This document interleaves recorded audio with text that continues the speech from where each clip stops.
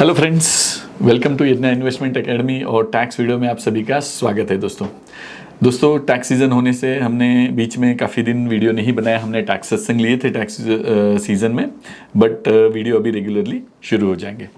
दोस्तों हमने tax video जब लिए, हमने टैक्स सत्संग जब लिया था, तब हमने एक चीज़ बताई थी कि भाई फॉरेन असेट जो डिक्लेरेशन है, फॉरेन असेट का डिक्लेरेशन, इसके लिए government is planning some scheme, कि भाई वो स्कीम ला रहे हैं ताकि जो पीछे हमारे पहले जो बिकॉज ऑफ अनअवेयरनेस हमारे डिक्लेरेशन रह गए हैं, तो उसको कैसे कंप्लाई किया जाए। तो government has launch that scheme on 15 अगस्त और 16 अगस्त से ये लाइव भी हो गई है। तो उसी के बारे में आज हम बात करने वाले हैं दोस्तों ये स्कीम जो है ये है foreign assets of small tax payers disclosure scheme. मतलब इसको फास्ट DSR भी बोलते हैं। फास्ट मतलब foreign asset of small tax payers, मतलब छोटे टैक्स पेयर्स जो है उनके जो फॉरेन असेट्स या इनकम है उसके डिक्लेरेशन के रिलेटेड ये स्कीम है। ये लॉन्च हुई है 15 अगस्त को, 16 अगस्त से ये शुरू होने वाली है। अब इसके लिए एक विंडो दे रखा है कि भाई इस बीच में अगर हम ये हमको जो भी नॉन कंप्लाइंस हुआ है उसका कंप्लाइंस करने के लिए टाइमलाइन क्या दिया है, तो 16 अगस्त से 31 दिसंबर, इस बीच में हमको ये स्कीम में अप्लाई करना है और इसको कंप्लीट करना है। तो चलिए दोस्तों हम देखते हैं कि भाई आगे कैसे कैसे उसको कंप्लाई करना है। पहले तो ये स्कीम लॉन्च हुई है, तो ये किसके लिए हुई है, तो अगर हमारी कोई फॉरेन असेट डिक्लेरेशन का, अभी इसमें टर्म्स हम बाद में देखेंगे कि भाई फॉरेन असेट जो है, फॉरेन असेट्स है, फॉरेन इनकम है और इसमें क्या क्या कवर्ड हो रहा है। तो इसमें फॉरेन असेट्स और अनडिस्क्लोज्ड इनकम, अनडिस्क्लोज्ड असेट और अनडिस्क्लोज्ड इनकम, इसको कवर किया गया है, या अनरिपोर्टेड असेट्स, ये हमारे कवर हुए हैं। तो इसमें दो कैटेगरी बनाई है कि भाई जहाँ पर भी मेरे पास में कोई फॉरेन असेट या इनकम है जो मैंने डिस्क्लोज ही नहीं किया है, मतलब इसमें ऐसा है कि foreign asset, undisclosed foreign asset मतलब क्या, कि भाई कैटेगरी 1 में ऐसे असेट्स और ऐसा इनकम लिया गया है कि भाई जो अनडिस्क्लोज सोर्स से आया है, मतलब अनडिक्लेयर्ड सोर्स से आया है। मतलब मेरे पास में कोई फॉरेन में असेट है जिसका सोर्स ही मैं बता नहीं पा रहा हूं, मतलब लेजिटिमेट सोर्स नहीं है, मतलब ब्लैक मनी है। इनडायरेक्टली क्या बोलना है हमको कि भाई ब्लैक मनी है, जो कि उसका सोर्स जो है वो सोर्स इंडिया में टैक्स होना था, वो टैक्स के लिए ऑफर किया नहीं गया और फॉरेन में उसको मैंने होल्ड किया है उस असेट को, या फिर ऐसा इनकम था जो इंडिया में टैक्स होना था और वो इंडिया में टैक्स नहीं हुआ है और वो वहां पर अर्न हुआ है जो कि इंडिया में टैक्सेबल था। तो मतलब यहां पर हमारे लिए पहली कैटेगरी जो है अनडिस्क्लोज्ड फॉरेन असेट और undisclosed foreign income. Undisclosed foreign asset में क्या कवर कर रहे हैं, तो where no explanation of source of investment has been given, कि भाई उसके सोर्स ऑफ जो है उस इन्वेस्टमेंट का सोर्स है अनडिस्क्लोज्ड फॉरेन असेट जिसका सोर्स मैं नहीं दे पा रहा हूं, या फिर मैंने जो सोर्स की इंफॉर्मेशन दी है वो सेटिस्फैक्टरी नहीं है, मैं कुछ तो भी गोल मटोल करके बोल रहा हूं कि भाई हाँ ये यहां से पैसा आया, तो मतलब वो हो गई अनडिस्क्लोज्ड फॉरेन असेट, ये हो गई फर्स्ट कैटेगरी में। और इसके साथ में दूसरी चीज क्या है, अनडिस्क्लोज्ड फॉरेन इनकम भी, अनडिस्क्लोज्ड फॉरेन इनकम भी ये फर्स्ट कैटेगरी में ही है।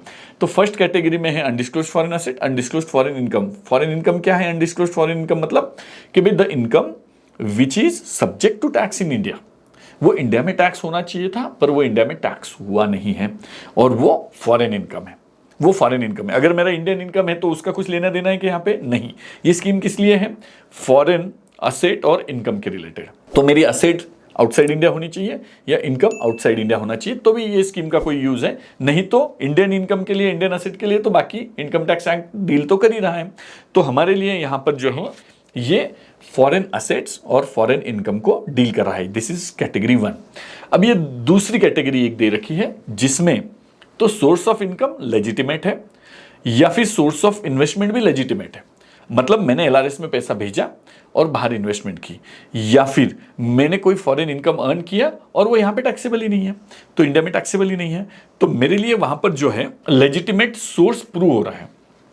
बस मैं उस असेट का अनडिस्क्लोज्ड फॉरेन इनकम या अनडिस्क्लोज्ड फॉरेन असेट जो है उसका मैं बस सोर्स उसको मैं डिक्लेरेशन करना भूल गया।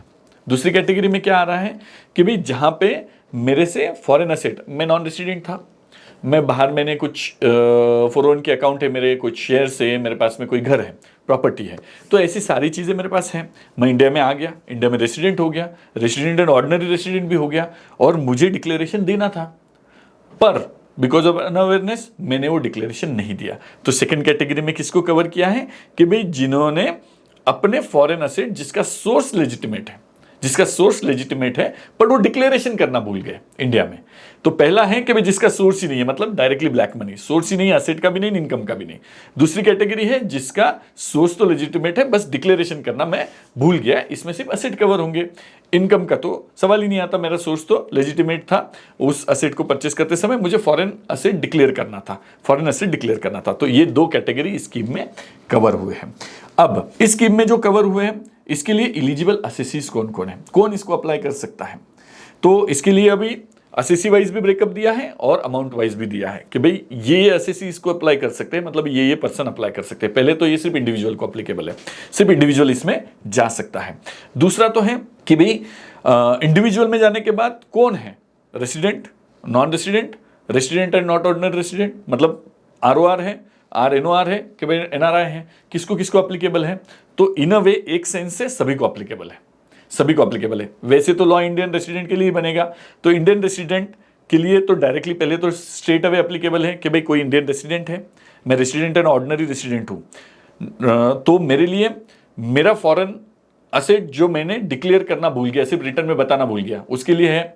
या फिर मेरे पास में ऐसी कोई फॉरेन प्रॉपर्टी है या फॉरेन इनकम है जो मैंने इंडिया में डिक्लेयर नहीं किया, तो वो कैटेगरी 1 और कैटेगरी 2।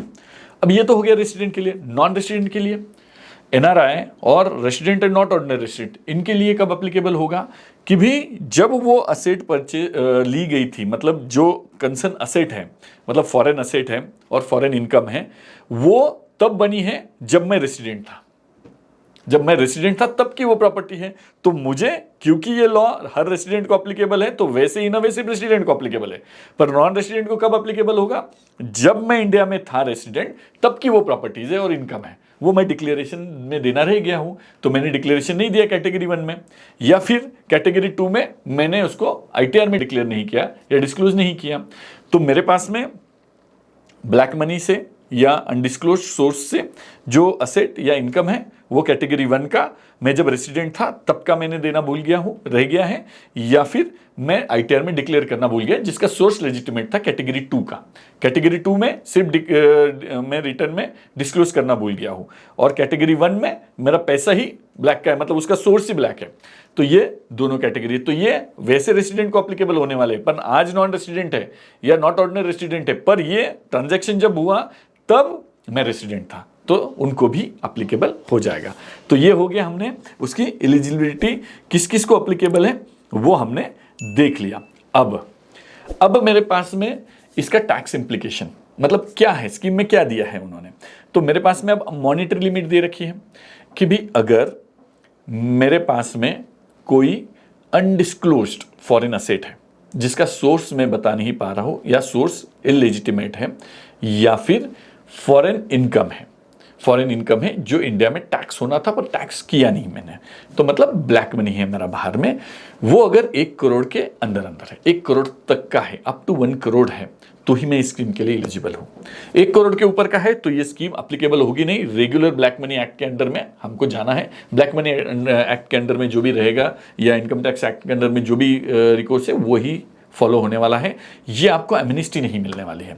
तो एमनिस्टी, पहली तो बात ये, एमनिस्टी क्यों है हमको, तो ब्लैक मनी एक्ट में जो रिगरस प्रोविजन है कि भाई एक डिक्लेरेशन नहीं दिया तो 10 लाख की पेनल्टी है, ये नहीं किया तो 10 लाख की पेनल्टी है, हर ट्रांजैक्शन के पीछे 10 लाख की पेनल्टी है, तो इतने सारे पेनल्टीज की वजह से ऐसा हो रहा है कि भाई जो जेन्युइन टैक्स पेयर्स है उनका सिर्फ आउट ऑफ इग्नोरेंस वो भूल गए कि भाई इंडिया में आगे रेसिडेंट बन गया, अब उनको क्या पता इतने सारे झमेले, तो उन्होंने ITR में डिक्लेयर नहीं किया, तो उस वजह से उनको 10-10 लाख की पेनल्टी आ रही है। That is not good thing.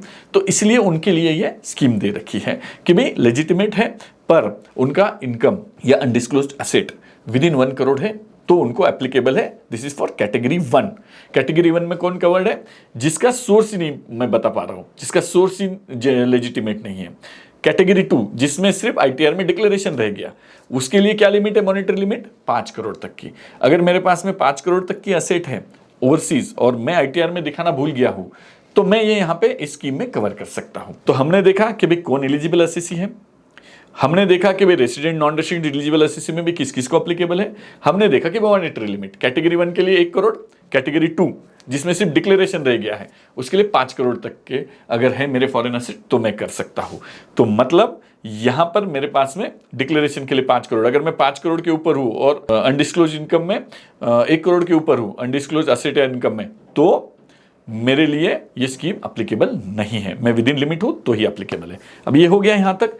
अब हमारे पास में आगे है कि भाई व्हाट इज द एमनेस्टी, मतलब उसमें क्या मुझे रिलीफ मिला है, रिलीफ क्या मिला है। तो पहली तो है कि भाई इनकम है और असेट है अनडिस्क्लोज सोर्स से कैटेगरी 1। कैटेगरी 1 में अगर मेरी कोई असेट है जो कि अनडिस्क्लोज्ड या मतलब उसका लेजिटिमेट सोर्स नहीं है, मतलब ब्लैक मनी है और इनकम है, ये दोनों भी है, तो पहले तो मुझे उस पर 30% टैक्स भरना है क्योंकि इंडिया में टैक्सेबल है, तभी स्कीम में फॉल हो रहा है। अगर इंडिया में टैक्सेबल नहीं तो हमको कुछ नहीं सोचना है, इंडिया में टैक्सेबल है तो अब मेरे लिए 30% तो पहले टैक्स देना है और इक्विवेलेंट अमाउंट ऑफ पेनल्टी हमको देना है। तो मतलब 30% टैक्स 30% पेनल्टी।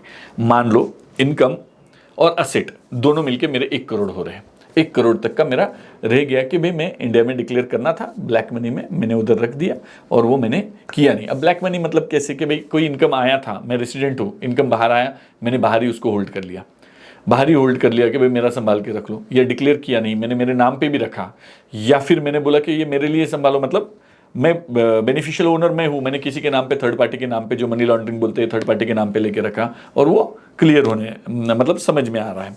तो इस वे में मेरा बाहर जो है वो 1 करोड़ का है, तो अब उस पर टैक्स कितना आएगा 30 लाख 30% से, और equivalent amount of penalty 30 lakh.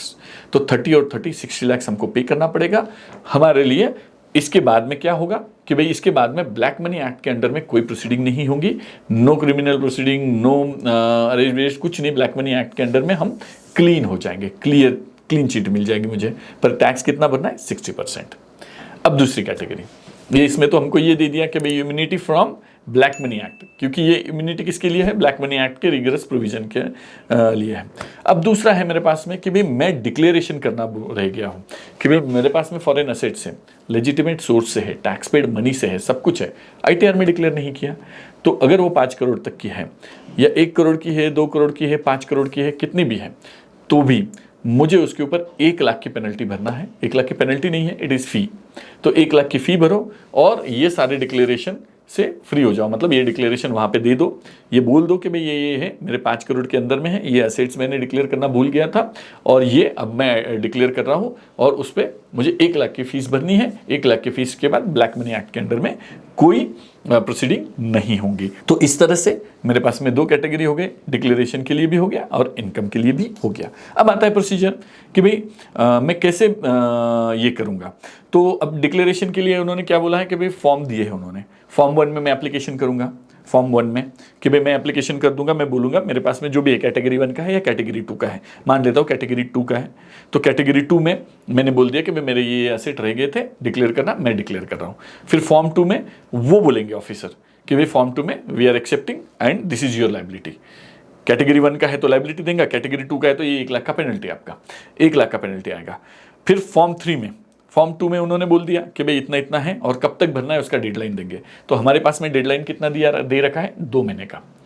जिस महीने में उन्होंने फॉर्म 2 दिया मुझे उसको ऑर्डर बोलेंगे हम। फॉर्म 2 में मेरी लाइबिलिटी कैलकुलेट करके दे दिया तो उस महीने के एंड से लेके 2 महीने तक, मान लो मैंने 1 अक्टूबर को अप्लाई किया, 15 अक्टूबर को उन्होंने ऑर्डर दे दिया, फॉर्म 1 मैंने 1 अक्टूबर को भरा, 15 अक्टूबर को फॉर्म 2 आ गया। फॉर्म 2 के बाद में मेरे पास में अक्टूबर एंड हो गया, तो अक्टूबर एंड के बाद 2 महीने नवंबर और दिसंबर, 31 दिसंबर तक मैं उसको पे कर सकता हूँ विदाउट एनी इंटरेस्ट। मान लो मेरे से नहीं हुआ पे करना, मेरे पास पैसा नहीं है, ये जो भी है, तो नहीं हुआ भरना, तो खत्म हो गया नहीं। उन्होंने और एक लीवे दे दिया कि भाई अगर इन 2 महीनों में नहीं हुआ, 30 नवंबर 31 दिसंबर तक नहीं हुआ, तो और 2 महीने का ग्रेस पीरियड दे दिया, 2 महीने का, 31 जनवरी 28 फरवरी, 28 फरवरी, 29 फरवरी जो भी रहेगा वो, 31 जनवरी और फरवरी, ये 2 महीने दिए, बट विथ इंटरेस्ट 1% का पर मंथ का सिंपल इंटरेस्ट लगेगा पर मंथ का 2 महीने के बाद से। 2 महीने के बाद से 2 महीने बाद भरते हैं हम। 28 फरवरी को भरे तो 2 महीने का भरो, 15 फरवरी को भरे तो भी 2 महीने भरो, क्योंकि पार्ट ऑफ द मंथ भी फुल इंटरेस्ट लेते हैं। 1 फरवरी को भरा तो भी 2 महीने का भरो, 31 जनवरी को भरा तो 1 महीने का भरो, 1 फरवरी को भरा तो 2 महीने का भरो, क्योंकि part of the month is also calculated as full month. तो इस तरह से उन्होंने लाइबिलिटी देंगे और हमको टाइमलाइन देंगे। तो मैक्सिमम 4 महीने, मिनिमम 2 महीने का टाइमलाइन उन्होंने दे रखा है from the end of the month in which the form 2 is been issued. फिर फॉर्म 2 होने के बाद क्या होगा, मैं फॉर्म 3 भरूंगा। मैं फॉर्म 3 में जाके भरूंगा कि भाई ये मैंने पेमेंट किया है इस ऑर्डर के अगेंस्ट में। फिर वो फॉर्म 4 के अंडर में मेरा सब कुछ क्लोजर दे देंगे 1 महीने के अंदर। जब मैंने फॉर्म 3 भरा उसके बाद 1 महीने में वो बोलेंगे कि भाई now you are relieved from the black money act और आपका प्रोसीजर कंप्लीट हुआ। इस तरह से ये स्कीम अभी लॉन्च हुआ है। तो अब ये इसमें अब बहुत सारी चीज़ें हैं कि भाई मेरे पास में शेयर्स हैं, मेरे पास में मोबाइल प्रॉपर्टी है, मेरे पास में अनलिस्टेड शेयर्स है, मेरे पास में और कुछ चीज़ें हैं। तो इन सब चीज़ों का मैं वैल्यू बोल रहा हूँ 5 करोड़, या फिर जो भी मेरे को अमाउंट बोलना है 1 करोड़ या 5 करोड़, ये नंबर आएगा कहाँ से, वैल्यूएशन कब आएगा, किसका कैसे आएगा।